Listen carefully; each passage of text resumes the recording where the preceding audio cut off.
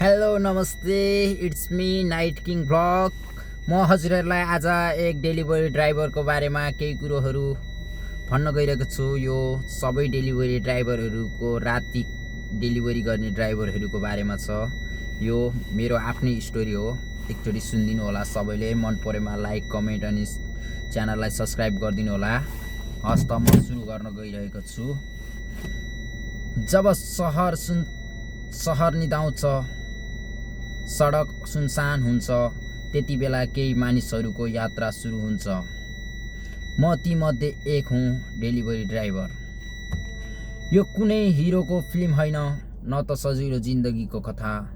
यो त रातको चिसो हावा, खाली सडक र घरमा पर्खिएका परिवारको भरोसा बीचको सङ्घर्ष हो। हातमा स्टेरिङ, मनमा जिम्मेवारी, आँखामा सपना बोकेर म हरेक रात सडकमा निस्कन्छु। थकाइ हुन्छ, तर हार मान्ने छुट छैन। म राजा हुँ, सिंहासनको होइन, मेहनतको।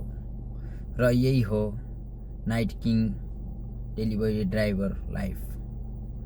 अन्धकारमा उज्यालो बोकेर हिँड्ने एक साधारण मान्छेको साँचो कथा। थ्याङ्क यू सो मच सबैजनालाई। यदि हजुरहरूलाई यो स्टोरी मन परेमा सबैले मेरो च्यानललाई लाइक कमेन्ट अनि सब्सक्राइब गरिदिनु होला। हस् त अर्को ब्लगमा भेटौँला।